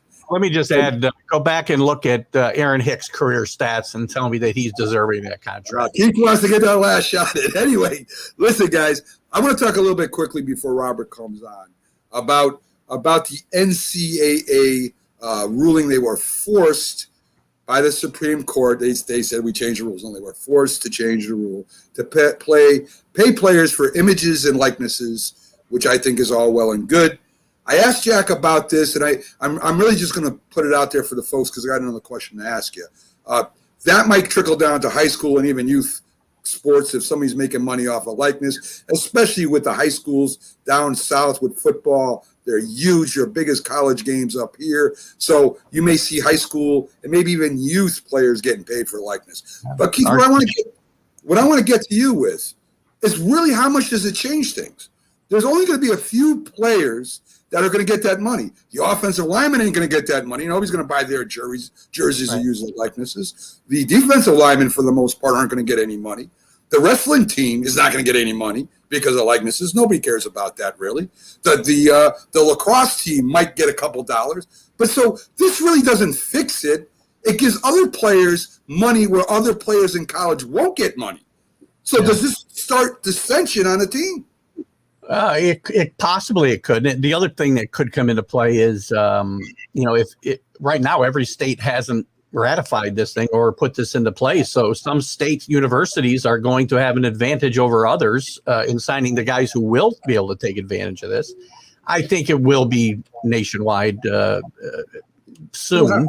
It will have to. And I also think it's just the first step. This is the first step to paying these guys probably a salary, basically, which they are getting in a scholarship in my mind. But I think that's the next logical step, and the Supreme Court's paved the way for this next thing to happen. I think the likeness there's not that many. There's only quarterbacks and the high profile wide receivers and running backs that are going to take advantage of this. Exactly.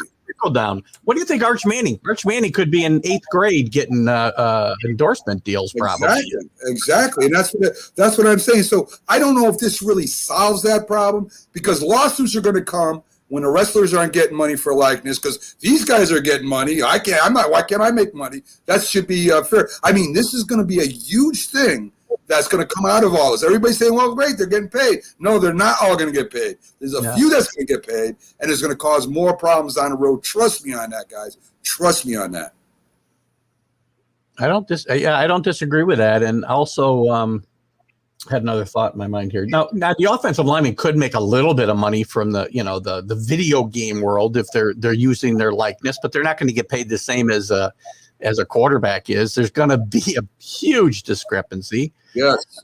And if this comes to pay for play and it takes that next step, it will hurt the other sports because now the universities are not going to be having these huge profits from football that do trickle down to these other sports and fund those other sports. You're already seeing it in a lot of universities where they've taken a lot of some of the other sports away, the women's sports and like I don't know, some of the men's sports like I'm trying to think of something that makes sense. But so whatever, stuff that doesn't produce money but still has a value to the school and the athletes.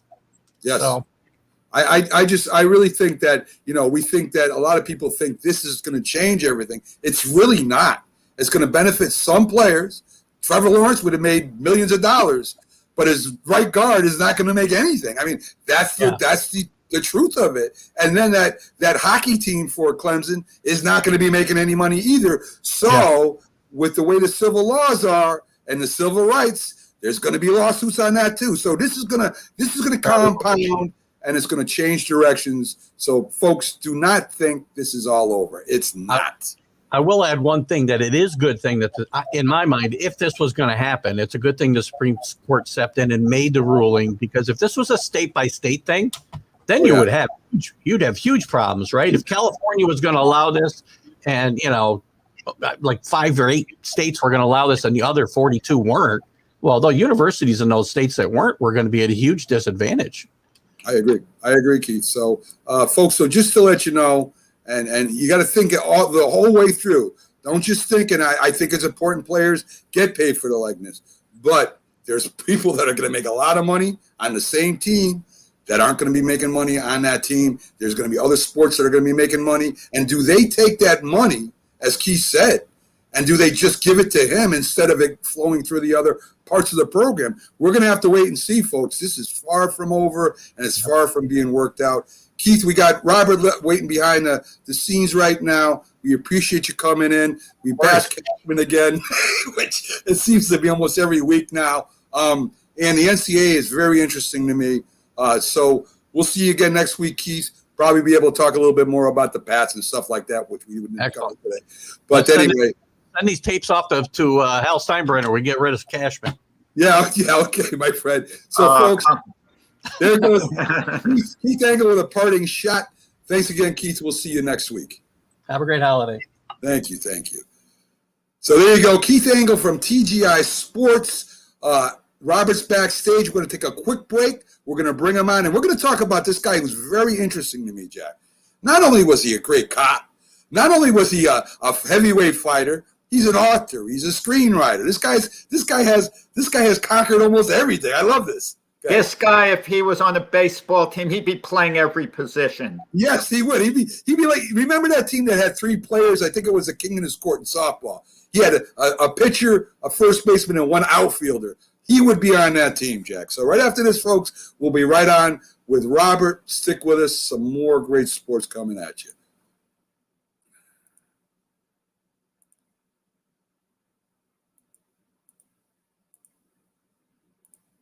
Hi, Grandma. What's for dinner? Hey, honey, I'm making stew tonight. Ooh, can Nina come over? I'm not sure about our new friend. I wonder if there's been any drinking going on. Alcohol at her age can lead to so many bad things. I've been meaning to ask you, what would happen if someone offered you a drink? Grandma? This is hard. She's so young, but I know I need to talk to her about it now before someone tries to give her alcohol. If anyone ever does offer you a drink, I want you to say no. I have too much respect for my family, and I don't want to get in trouble. Okay. Really? I promise, Grandma. I love you too. Okay, how about tasting this stew and telling me what you think? Some children may try alcohol as young as 9 years old. It's not too early to talk about drinking. For tips on how to begin the conversation, visit underagedrinking.samhsa.gov. That's underagedrinking.samhsa.gov. This message brought to you by SAMHSA and this station.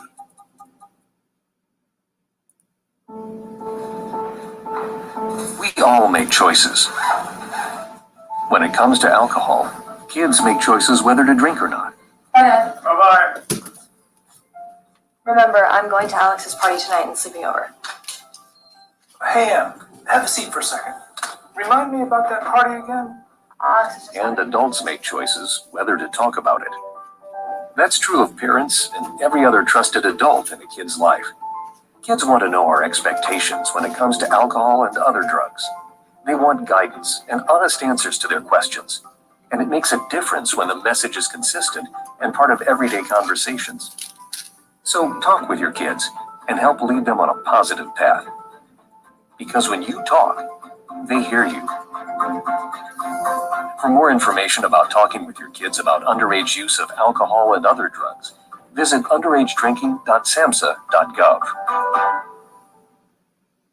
If you served honorably in our nation's armed forces and you're looking for a way to continue serving your fellow veterans in your community, then join AMVETS. Each year, AMVETS members volunteer millions of hours at VA healthcare facilities from coast to coast, helping to improve the lives of their fellow veterans through the VA Voluntary Services Program. AMVETS posts and departments also participate in a wide variety of community service projects, ranging from Americanism in our schools to supporting the Special Olympics and Boy Scouts of America. If you no longer wear the uniform today, you can still serve through the AMVETS by joining today at amvets.org.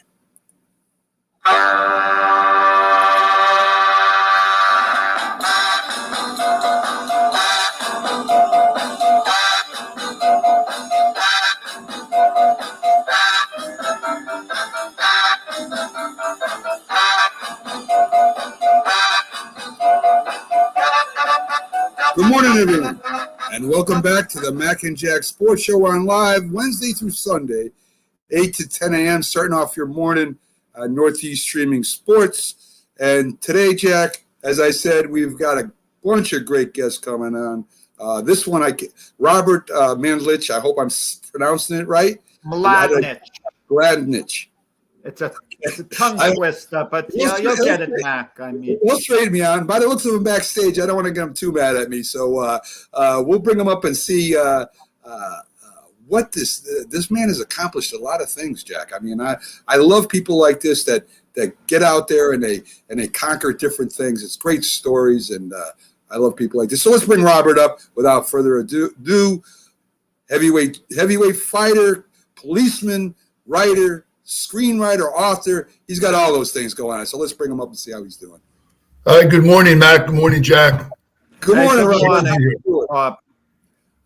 We could call him. You can go by Bob. Let's see. Actually, I'm going to let you in on something. He has a nickname. His friends call him Big Bob, I heard. Yes, he correct. I think you started that, Jack. Yeah.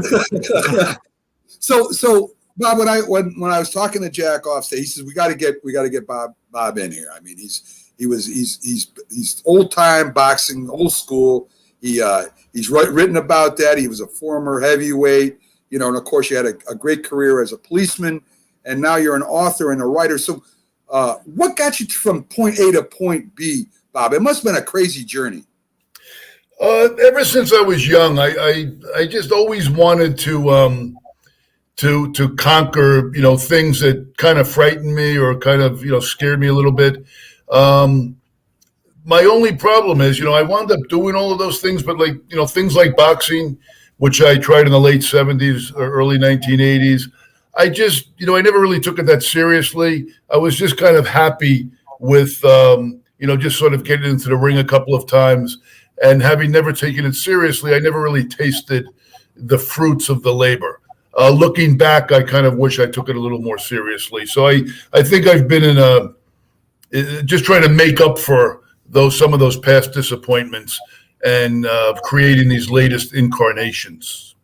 Yeah, I mean, even though you didn't, go to the top of the heavyweight division or become a contender or anything like that, to me, Bob, I respect anybody that's willing to take a chance on anything.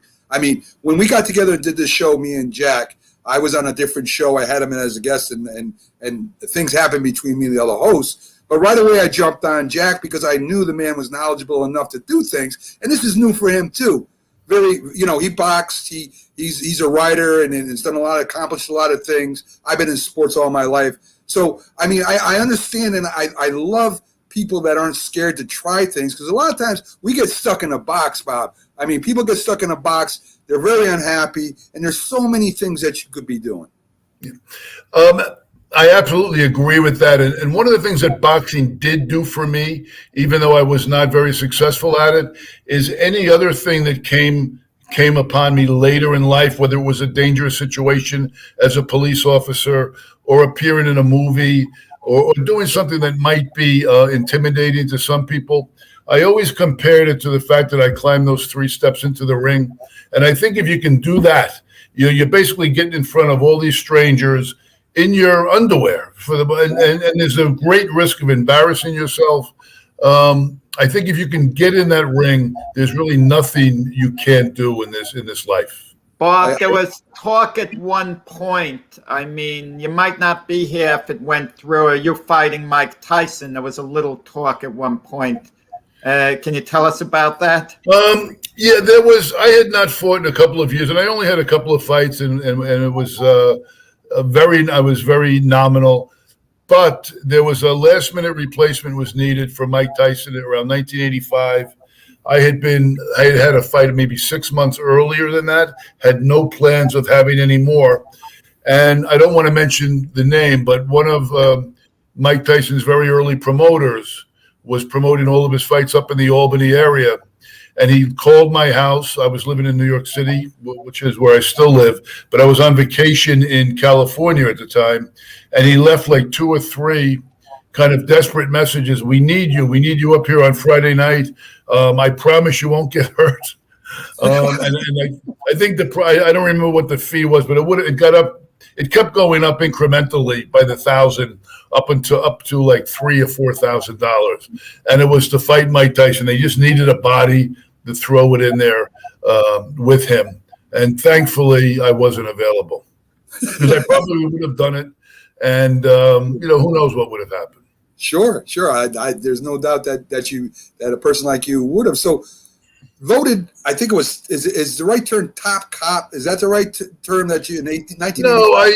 No, I'm actually kind of embarrassed of even mentioning that. But when I was working in the South Bronx in the 80s, the community council had given me this award as the top cop for the 1985. And the way that came into the public purview was when I wrote my first book about serial killer Joel Rifkin. They learned about that, or I included that in the book somehow, and they wanted to put that in all the marketing. But I'm actually kind of embarrassed that that's out there because, there's so many top cops out there that deserve equal credit. I got to mention something, Mac, that's very fascinating. Bob wrote a book, From the Mouth of the Monster. It was in regard to Joe Rifkin, who was a serial killer. And correct me if I'm wrong, Bob, when you were in college and you were covering a boxing show for your school paper or for whoever, Joe Rifkin came along with you as your photographer. And then later, Bob would have this career in law enforcement, and Joe Rifkin became a serial killer. Who would have known at the time? You wrote a book on that, Bob. Yeah. What happened was I got a paid assignment. Joel and I were both journalism students at the State University of Brockport, and I had gotten a paid assignment with Hank Kaplan's Worldwide Boxing Digest. He was gonna pay me $50 in order to go to Rochester, New York in 1979 and cover a fight featuring Rocky Fratto. I had told Hank, who I had met only once, that I knew how to take pictures as well as I could write. So he wanted 2 or 3 photos to go along with the story. So back then there was no camera phones, no automatic cameras. It was a little more complicated to take pictures. I went to the journalism department. I said, I desperately need a photographer because they had a very good photographic club in Brockport. They introduced me to Joel Rifkin, who was 2 years younger than me, so I didn't know him. We went covered the fight. There wound up being a big riot after the fight, and we sold Joel's photos. We were in the wee hours of the morning. We were at the Rochester Democrat and Chronicle and another newspaper selling the photographs of the riot. And so Joel and I shared a very formative experience very early on in our careers. We went our separate ways. I became a cop. He became a serial killer, and we reconnected about 15 years later in Attica prison when I started interviewing him for the book. Wow, that's a heck of a story. So do you draw a lot? I've looked at some of your books. You draw a lot of experiences from when you were a policeman. I think they had still that weren't closed files that you write about and stuff like that. So you use a lot of that to write your books, right, Bob? Yeah, I'm one of these people, like the late great Pete Hamill would say. I'm in love with nostalgia. I'm in love with anything old. I love old heavyweights. I love old crimes. I love old New York. So I love writing about anything from the past. the most appealing past to me is like the 1970s and before. So you're old school. You love the old school boxing. My first fight I ever watched that I can remember was the first Frazier Ali fight. And, it was called the greatest fight of the century, and I still believe it is. What was your favorite fight that you saw or went to, Bob? Over all of them, what would be your favorite fight?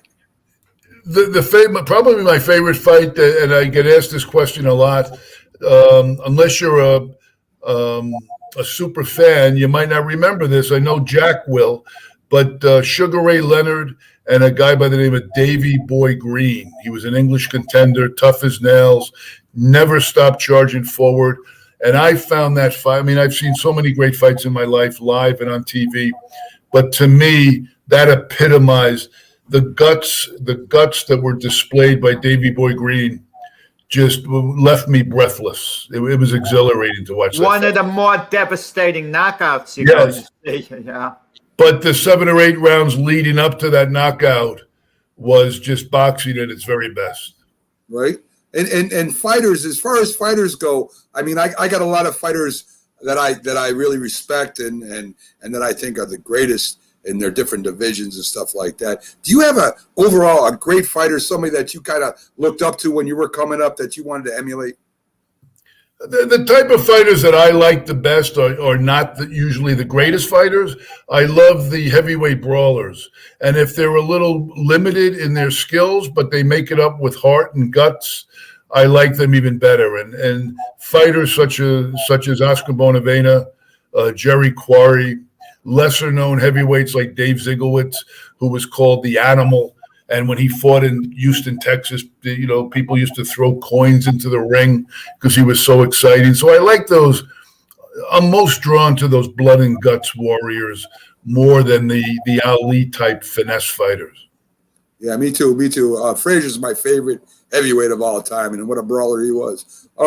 So we're coming up. Jack mentioned this early about the first $1 million gate where Jack Dempsey, actually drew $1 million. The thing I love about Jack Dempsey is, today they have all the different classes and titles, and some of them don't even mean anything. Right. But Dempsey being smaller, really a light heavyweight, fighting much bigger men.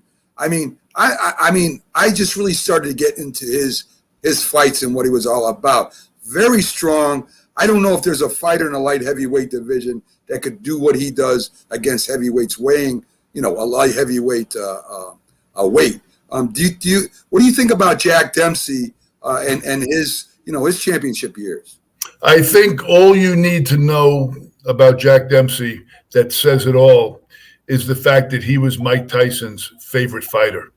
And Mike Tyson talks often of just watching videos of Jack Dempsey over and over. And just to give you a little anecdote about Jack Dempsey, and every time I'm in the Hamptons, which is not that often, but at least once or twice a year, and I had to go out there this year for work a couple of times, I always stop by the cemetery and pay homage to Jack. It's fighters like that really are near and dear to me. Bob, there's some heartbreaking stories in boxing, like with Tim Doc Anderson, who I believe is still incarcerated and has been for a lot of years, and you've written about him. That's something that bothers me. Yeah, Doc Anderson was a somewhat nominal heavyweight, but a very hardworking heavyweight in the 70s and 80s. He fought Larry Holmes. He fought George Foreman. But it was his Mark fight. Gastineau, he handed him that defeat, took up boxing. He handed the football player turned boxer Mark Gastineau his first defeat, and that's what actually got him into trouble. Because according to lore and according to court testimony, Gastineau's promoter, a fellow by the name of Elvis Parker, had been promised a big $1 million fight with George Foreman for Gastineau if he could get him to 12-0. And when Doc Anderson refused to take a dive and beat him, there was a lot of bad blood, and a rematch was ordered. or not ordered, but a rematch was made. And Doc Anderson believed that he was poisoned in that fight and left to die on the floor of the dressing room. And when he didn't get better, he didn't get well after this alleged poisoning, he sought out the promoter. One thing led to another, and the promoter wound up being shot and killed. Doc Anderson is serving life without parole in Florida.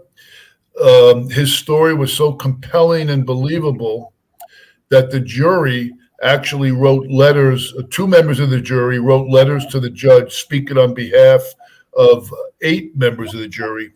And they said, had we known that the mandatory sentence was life without parole, we would have done what's called a jury nullification, meaning, yes, he did kill this person, but there was so many mitigating circumstances that we would have given him a break.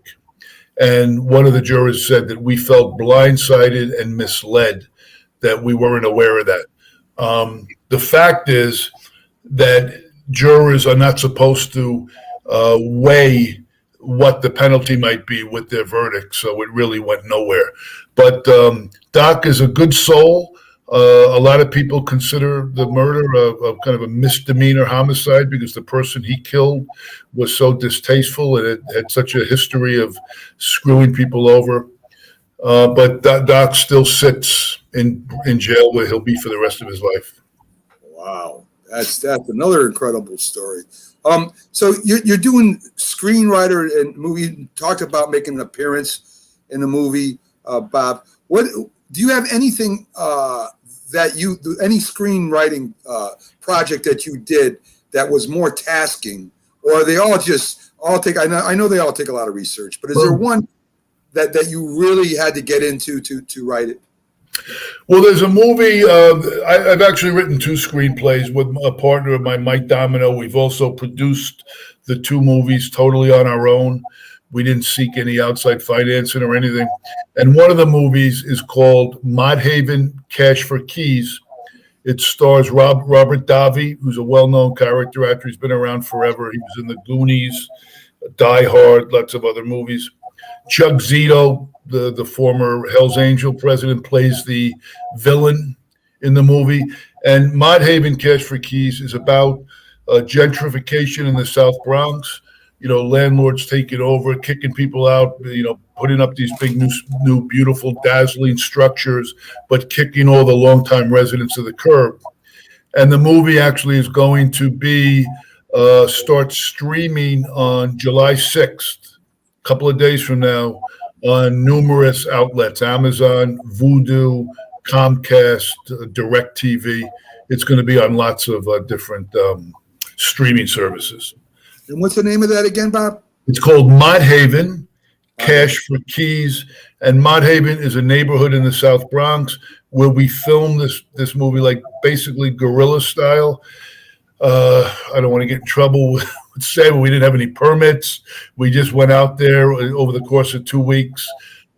We had no food services. We had no bathrooms. We were using like the local churches for bathrooms, ordering food in.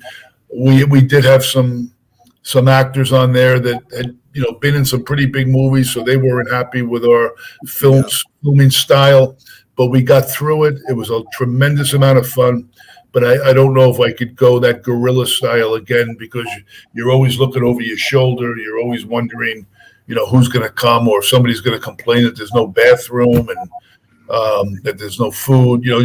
When you're dealing with SAG, the Screen Actors Guild, you can get in a lot of trouble with them. And now that I'm a member of SAG, I got to be a lot more careful. So you were ordering in McDonald's, Bob, when they're used to getting, from ordering you were getting a McDonald's and Burger King instead of deli. We were in the South Bronx, and a lot of these actors are prima donnas and divas, and they wanted almond milk and things like that. They were very fussy. And as the producer, here I am putting up a lot of the money for this thing, and all I'm doing is going out on coffee runs and trying to find going over the bridge to get almond milk, tofu, and all these type of things for the temperamental cast. That's awesome. And Matt complains about Aaron Rodgers being a prima donna. You see, he is a prima donna. Oh, that's awesome. That's an awesome story. I love that. So is there any projects or books, Bob, that you're working on now that's in the works, or you have ideas for that'll be coming out?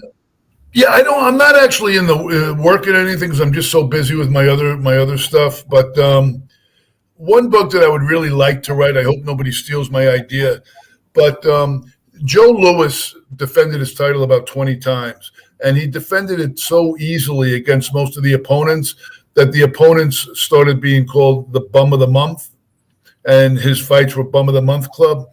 But I did a lot of research on these fighters, and their personal histories were so incredible. One guy went to NYU, graduated from NYU. Another became a Hollywood stuntman for 30 or 40 years after his boxing career. They really led wonderful lives. A lot of their children became physicians and scientists. So it's just these were not just common pugs, and they should not be denigrated by being called bums, because so many of them came from nothing but wound up leading tremendous lives, even after their ring careers are over. So I want to pay homage to them. I don't think a lot of people would be that interested, but I think most of my stories, I have like a little bit of a base of people that appreciate my type of stories. But you don't write for the money. If you write for the money, it's you got to write because it comes from your heart and not expect to make money. If you make money, great. But if you're a true writer, you got to do it to feed your heart. What do you think about we have Iceman John Scully comes on like almost every Thursday with us with a boxing. We go over boxing with him. I'm a huge boxing fan. Of course, I got one of the premier boxing experts in the country with me as a co-host. So I love going over that stuff. He does a lot of work for a lot of fighters that are downtrodden. He sells things for them and everything. Joe Louis is a prime example of somebody who was a champion for years and was penniless after that. As the fighter, do you think it's good that it's changed where the fighter is more involved in making the money as much as the promoters? Because it looks like a lot of promoters and management took big advantage of a lot of boxers back then. Yeah, but I think even if boxers got screwed, which they've been getting screwed forever, the fact is many of them, not all of them, but many of them still made enough money where if they were careful with it, they would still have some money. And I know, like, if I had made a lot of money in my early 20s as an athlete in any sport, I probably would have blown through it. I certainly wasn't very sensible. I'm still not that great with money. But fighters like Iran Barkley, for example, I'm sure at one point he had a couple of $1 million in the bank, but somehow it kind of went through his fingers. And I think the promoters always get blamed. But fighters a lot of them are reckless by nature when it comes to things outside the ring. And they're squanderers when it comes to money. They think it's never gonna stop coming in. Well, you look at the percentages that the fighters have to give away and compare it to another athlete. Another athlete has an agent who takes about 5%. And then they have their personal trainers who they pay a specific fee to, but they get to keep the majority of their money by far. They get to keep close to 100% of what's on their contract, even when they're done with their attorney, their personal trainer, their agent. They'll get to keep about 90% of it. And fighters, when you think of what they're paying, trainer, manager, the promoter, and how it works in boxing, there'll be an offer to the fighter to his promoter by another promoter, and the promoter will take X amount, then the manager, then the trainer's fees and miscellaneous expenses. The fighter's going to get to keep about 1/3 of his money when all's said and done. And I'm just estimating. So it's a different animal, boxing, from other sports.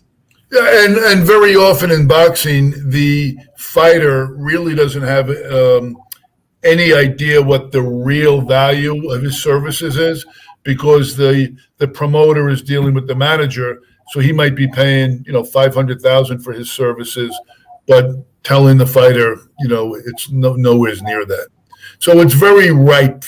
It's very rife for corruption. Yeah, yeah. But You talked about the fight being fixed. Do you believe, Bob, there was a lot of, especially in the earlier years, the fix was in on some of these fights where there was other people, in charge of boxing. And right now we got too many people in charge of boxing. But do you think that maybe the influence of the people in charge back then, there was actually fights being thrown? I don't know if I would want to commit to a statement like that, but I think a lot of times fights don't have to be thrown because they're just such mismatches. If I was to fight Mike Tyson, nobody would have to tell me take a dive. I wouldn't have lasted 20 seconds. And there were so many fights early in his career like that. And I remember seeing some things in the game, where I've worked people's corners, and back in the 70s, early 80s, where these people had no business being in the ring. And I remember one guy telling me he looked terrified as I'm walking into the ring, and he just started stuttering. He goes, "That guy's a pro, man. That guy's a pro." So I don't know where they got this guy from. He was from New England somewhere, and he was being thrown into the ring with somebody else under a fake name, and that was not that uncommon back then. There was no computerized records or anything. People fighting. I've seen people on the New England circuit back then fighting 3 different times under 3 different names. That wasn't unusual at all. Yeah. But that doesn't necessarily mean things were fixed. You're just matching at a level where you don't even have to make a tacit agreement. The outcome is kind of a foregone conclusion. Me and Jack talk a lot. I'm boxing with you because I love boxing too. Another question at you. We talk a lot about boxing today, how it's lost its popularity from way back when it was like the number 2 sport in the country. And me and Jack and a lot of the guests talk about, that maybe, not maybe, but definitely there's too many belts, too many people that are sanctioning boxing matches, and it's kind of flooded the market with a bunch of stuff that we don't even know who the contenders are anymore, or even champions in certain cases. Is there any way boxing, in your opinion anyway, Bob, that can bring it back to where we can at least know who the champions are and who the real contenders are, or is it just too far gone? Personally, I hate to be such a cynic, but I have a feeling it's too far gone. About a year or two ago, Peter Wood, a boxing writer and a former fighter, him and I were at a Dick's Sporting Goods store up in somewhere up in either New Jersey or Rockland County, and we were in the boxing department looking at bags, and it was like a holiday sale day, so the store was packed with people. And I nudged Pete and I said, "Pete, how many people in here you think ever heard of Vladimir Klitschko?" And he looked around. He said, "Yeah, maybe 10%." We went around and did a little poll. We must have asked about 35 people. Only one male, about 25, knew the name Vladimir Klitschko, and he thought that he was an MMA fighter. This is about 5 or 6 years ago. I believe it's hard to come back from that. Everybody used to know the heavyweight. My mother used to know the heavyweight champ, and she has no interest in boxing. Right, I believe that, and I agree with you too. I think a lot of things have happened. I think boxing has hurt itself more than anything else. With pay-per-view and all that stuff, and fights that shouldn't even be on pay-per-view. So, Bob, we got like another minute left. Again, plug that streaming movie. I want people to go and check it out and see where you're streaming. Again, if you have anything you're sure of, pop it out there so you can check it out. Okay, the movie is called Mod Haven, Cash for Keys, starring Robert Davi, Chuck Zito. It's going to be out July 6th on many streaming apparatus, including Comcast, DirecTV, Infinity, Vudu, Amazon. And it's just a great, whimsical little story about people trying to survive, in a constantly changing city. That's excellent. And folks, go check it out. Bob, I mean, I got some ideas, some stories I could shoot at you, but I mean, anyway. I'm all ears. Anyway, thank you for coming in. Jack was right. You're an outstanding guest. Pleasure talking to you. Made the show a lot better than it was before you came on. We really appreciate it. And you have a great weekend, Bob. Thank you, you guys. Thanks so much. Great show. Take care. Thanks, Bob. Bye-bye. Take care. So there you go, Jack. Great get. I mean, very, very interesting, very knowledgeable, and I am so glad you got him on. And folks, that's it for the show. Stuff. Oh yeah, definitely. Great show today, Jack. Thanks for tuning in, guys. We'll be back tomorrow with the famous Mac and Jack debate show where me and Jack and guest host Dr. Paul Simendinger will be expressing our views in the most polite way we can. So we'll see you tomorrow, 8 to 10 a.m. on the Mac and Jack debate show. Have a great Friday night, folks.